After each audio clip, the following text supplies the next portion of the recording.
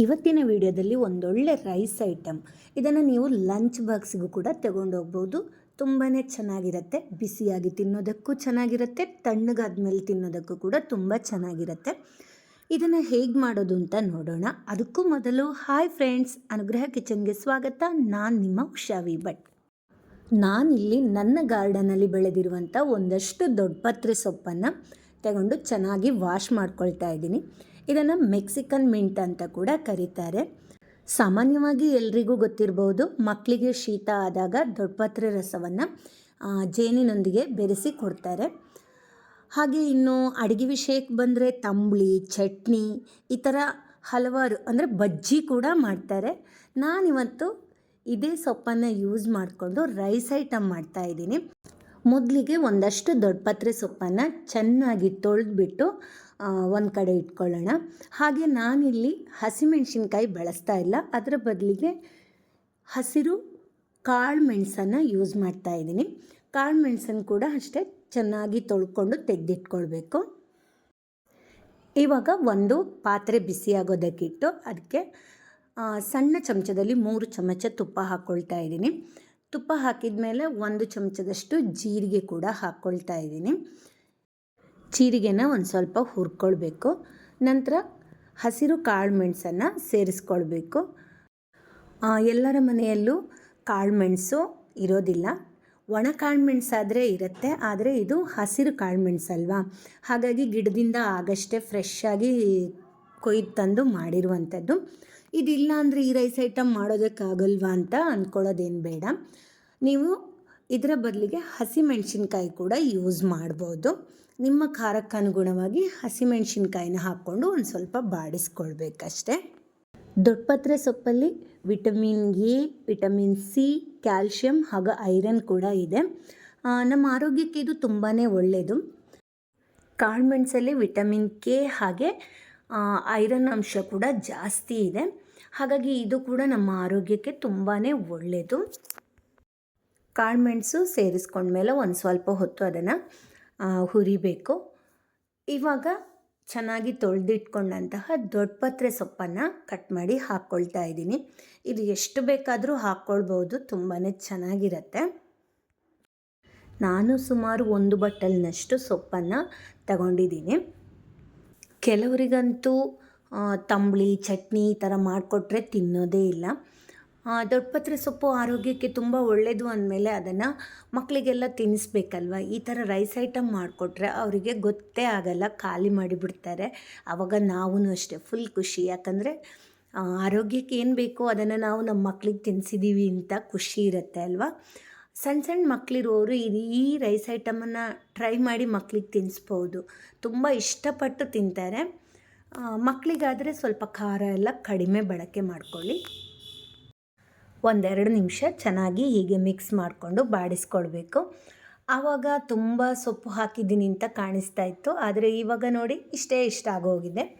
ಇವಾಗ ಇದನ್ನು ಒಂದು ಸ್ವಲ್ಪ ಹೊತ್ತು ಬಿಟ್ಕೊಂಡು ಮಿಕ್ಸರ್ ಜಾರ್ಗೆ ಹಾಕ್ಕೊಳ್ಬೇಕು.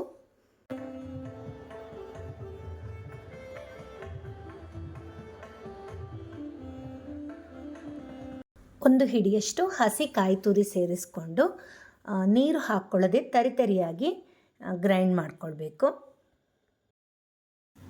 ನೋಡಿ ಈ ಥರ ಇಷ್ಟು ಗ್ರೈಂಡ್ ಆದರೆ ಸಾಕು, ನುಣ್ಣಗೇನು ರುಬ್ಕೊಳ್ಳೋದು ಬೇಡ. ನಂತರ ಒಂದು ಪಾತ್ರೆ ಬಿಸಿಯಾಗೋದಕ್ಕಿಟ್ಟು ಅದಕ್ಕೊಂದು ಸ್ವಲ್ಪ ತೆಂಗಿನ ಎಣ್ಣೆ ಹಾಕ್ಕೊಳ್ತಾ ಇದ್ದೀನಿ. ನೀವು ನಿಮ್ಮ ಮನೆಯಲ್ಲಿ ಯಾವ ಎಣ್ಣೆ ಯೂಸ್ ಮಾಡ್ತೀರೋ ಅದನ್ನೇ ಹಾಕ್ಕೊಳ್ಳಿ. ಹಾಗೆ ಒಂದು ಸ್ವಲ್ಪ ಕಡಲೆಕಾಯಿ ಬೀಜನ ಹಾಕ್ಕೊಳ್ತಾ ಇದ್ದೀನಿ. ಇದೇನಪ್ಪ ಒಗ್ಗರಣೆಗೆ ಮೊದಲೇ ಕಡಲೆಕಾಯಿ ಬೀಜ ಹಾಕ್ಕೊಂಡೆ ಅಂತ ಅಂದ್ಕೊಂಡ್ರೆ, ಹೌದು, ಯಾಕಂದರೆ ಕಡಲೆಕಾಯಿ ಬೀಜ ತುಂಬ ಕ್ರಿಸ್ಪಿ ಆಗಬೇಕು. ಅದಕ್ಕೋಸ್ಕರ ನಾನು ಮೊದಲೇ ಕಡಲೆಕಾಯಿ ಬೀಜ ಹಾಕ್ಕೊಂಡೆ. ಕಡಲೆಕಾಯಿ ಬೀಜ ಸ್ವಲ್ಪ ಹುರಿದ ನಂತರ ಸ್ವಲ್ಪ ಉದ್ದಿನಬೇಳೆ, ಕಡಲೆಬೇಳೆ, ಸಾಸಿವೆ ಹಾಗೆ ಒಂದು ಸ್ವಲ್ಪ ಜೀರಿಗೆ ಇಷ್ಟನ್ನು ಹಾಕಿ ಚೆನ್ನಾಗಿ ಹುರಿಬೇಕು. ಹಾಗೆ ಸ್ವಲ್ಪ ಕರಿಬೇವು ಹಾಗೆ ಒಣಮೆಣಸಿನ್ಕಾಯಿ ಕಟ್ ಮಾಡಿ ಹಾಕ್ಕೊಳ್ತಾ ಇದ್ದೀನಿ. ಇವಾಗ ಇದನ್ನು ಚೆನ್ನಾಗಿ ಹುರ್ಕೊಳ್ಬೇಕು. ಸಾಸಿವೆ ಚಟಪಟ ಅಂತ ಹೇಳಬೇಕು, ಅಷ್ಟೊತ್ತು ಹುರಿಬೇಕು. ಇವಾಗ ಒಗ್ಗರಣೆ ರೆಡಿಯಾಗಿದೆ. ಇದಕ್ಕೇ ಒಂದು ಸ್ವಲ್ಪ ಒಣ ದ್ರಾಕ್ಷಿ ಹಾಗೆ ಬಾದಾಮಿ, ಒಂದು ಸ್ವಲ್ಪ ಕುಂಬಳಕಾಯಿ ಬೀಜ, ಬೇಕಿದ್ದರೆ ಗೋಡಂಬಿ ಕೂಡ ಹಾಕ್ಕೊಳ್ಬೋದು. ಹಾಕ್ಕೊಂಡು ಇನ್ನೊಂದು ಸ್ವಲ್ಪ ಹೊತ್ತು ಇದನ್ನು ಹುರಿಬೇಕು. ಇವಾಗ ರುಬ್ಬಿಟ್ಟ ಮಿಶ್ರಣವನ್ನು ಹಾಕಿ ಚೆನ್ನಾಗಿ ಮಿಕ್ಸ್ ಮಾಡಿಕೊಳ್ಬೇಕು. ಆಗಲೇ ಬಾಡಿಸಿರೋದ್ರಿಂದ ಹಸಿ ವಾಸನೆ ಇರಲ್ಲ, ಆದರೆ ನೀರಿನ ಅಂಶ ಸ್ವಲ್ಪ ಹೋಗುವ ತನಕ ಚೆನ್ನಾಗಿ ಮಿಕ್ಸ್ ಮಾಡಿಕೊಂಡು ಬಾಡಿಸ್ಕೊಳ್ಬೇಕು. ಇವಾಗ ನೀರಿನ ಅಂಶ ಎಲ್ಲ ಸ್ವಲ್ಪ ಕಡಿಮೆ ಆಗಿದೆ ನೋಡಿ. ಈ ಹಂತದಲ್ಲಿ ರುಚಿಗೆ ಎಷ್ಟು ಬೇಕೋ ಅಷ್ಟು ಉಪ್ಪನ್ನು ಸೇರಿಸ್ಕೊಳ್ಬೇಕು. ನಾನಿಲ್ಲಿ 3 ಚಮಚದಷ್ಟು ಉಪ್ಪು ಸೇರಿಸ್ಕೊಂಡಿದ್ದೀನಿ, ಯಾಕಂದರೆ ಒಂದು ಸ್ವಲ್ಪ ಜಾಸ್ತಿ ಕ್ವಾಂಟಿಟಿ ಇದೆ.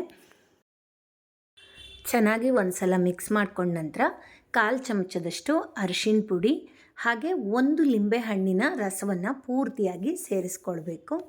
ಸೊಪ್ಪನ್ನು ರುಬ್ಬಿಬಿಟ್ಟು ಹಾಗೆ ಸ್ವಲ್ಪ ಹೊತ್ತು ಬಿಟ್ಟರೆ ಅದು ಹಸಿರು ಬಣ್ಣ ಹೋಗಿ ಒಂದು ಸ್ವಲ್ಪ ಕಪ್ಪಾದಂಗೆ ಆಗುತ್ತೆ. ನೀವೇನಾದರೂ ಲಿಂಬೆ ರಸವನ್ನು ಸೇರಿಸದೇ ಮಾಡಿದರೆ ನಿಮ್ಮ ರೈಸ್ ಐಟಮ್ ಕೂಡ ಅಷ್ಟೇ ಒಂದು ಸ್ವಲ್ಪ ಕಪ್ಪಾದಂಗೆ ಆಗ್ಬೋದು. ಲಿಂಬೆ ರಸ ಹಾಕೋದ್ರಿಂದ ಸೊಪ್ಪಲ್ಲಿರುವಂತಹ ಹಸಿರು ಬಣ್ಣ ಹಾಗೇ ಇರುತ್ತೆ. ಲಿಂಬೆ ರಸ ಸೇರಿಸಿದ ಮೇಲೆ ಕೂಡ ಒಂದು ಸಲ ಚೆನ್ನಾಗಿ ಮಿಕ್ಸ್ ಮಾಡಿಕೊಳ್ಬೇಕು. ನಾನು ಸ್ವಲ್ಪ ಜಾಸ್ತಿ ಕ್ವಾಂಟಿಟಿ ಮಾಡಿರೋದ್ರಿಂದ ಒಂದು ಸ್ವಲ್ಪ ಈ ಮಿಶ್ರಣವನ್ನು ತೆಗೆದಿಟ್ಕೊಳ್ತೀನಿ. ಬಿಸಿ ಬಿಸಿ ಅನ್ನ ಇದ್ದರೆ ನಿಮ್ಗೆ ಎಷ್ಟು ಬೇಕೋ ಅಷ್ಟು ಅನ್ನಕ್ಕೆ ಈ ಮಿಶ್ರಣವನ್ನು ಸೇರಿಸಿ ರೈಸ್ ಐಟಮನ್ನು ರೆಡಿ ಮಾಡ್ಕೊಳ್ಬೋದು. ನಾನಿವಾಗ ಒಂದು ಸ್ವಲ್ಪ ಅನ್ನಕ್ಕಷ್ಟೇ ಮಿಕ್ಸ್ ಮಾಡ್ತಾಯಿದ್ದೀನಿ. ಹಾಗೆ ಇದನ್ನು ರೈಸಲ್ಲಿ ಮಾತ್ರ ಮಾಡಬೇಕು ಅಂತಿಲ್ಲ, ಮಿಲೆಟ್ಸಲ್ಲಿ ಕೂಡ ಮಾಡ್ಬೋದು. ಅದನ್ನು ಕೂಡ ನಾನು ಮಾಡಿ ತೋರಿಸ್ತೀನಿ. ವಿಡಿಯೋನ ಸ್ಕಿಪ್ ಮಾಡದೆ ಪೂರ್ತಿಯಾಗಿ ನೋಡಿ. ಇವಾಗ ನೋಡಿ, ವೈಟ್ ರೈಸ್ ಬೇಯಿಸಿಟ್ಕೊಂಡಿದ್ದೆ, ಅದನ್ನು ಸೇರಿಸಿ ಮಿಕ್ಸ್ ಮಾಡ್ತಾಯಿದ್ದೀನಿ.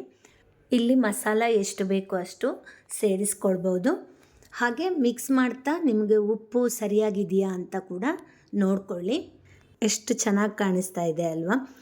ಪ್ರಕೃತಿಯಿಂದ ನಮಗೆ ಸಿಗುವಂತಹ ಸೊಪ್ಪನ್ನು ಬಳಸ್ಕೊಂಡು ನಾವು ಈ ಥರ ರೈಸ್ ಐಟಮ್ ಮಾಡಿದರೆ ತುಂಬಾ ಚೆನ್ನಾಗಿರುತ್ತೆ. ನೀವು ಪಾಲಕ್ ಸೊಪ್ಪಲ್ಲಿ, ಮೆಂತ್ಯ ಸೊಪ್ಪಲ್ಲೆಲ್ಲ ಮಾಡಿರ್ತೀರ, ಆದರೆ ದೊಡ್ಡಪತ್ರೆ ಸೊಪ್ಪು ಉಪಯೋಗಿಸ್ಕೊಂಡು ಮಾಡಿಲ್ಲ ಅಂತ ಅಂದರೆ ಇವತ್ತೇ ಒಂದು ಸಲ ಟ್ರೈ ಮಾಡಿ. ಇವಾಗ ನಾನು ಒಂದು ಸ್ವಲ್ಪ ಮಿಲೆಟ್ಸ್ ಅಂದರೆ ಸಿರಿಧಾನ್ಯ ಬೇಯಿಸಿಟ್ಕೊಂಡಿದ್ದೆ ಅಲ್ವಾ, ಅದಕ್ಕೂ ಕೂಡ ನಾನು ರೆಡಿ ಮಾಡಿದ ದೊಡ್ಡಪತ್ರೆ ಮಿಶ್ರಣವನ್ನು ಹಾಕ್ತಾಯಿದ್ದೀನಿ. ಒಂದು ಸಲ ಚೆನ್ನಾಗಿ ಮಿಕ್ಸ್ ಮಾಡ್ಕೋಬೇಕು.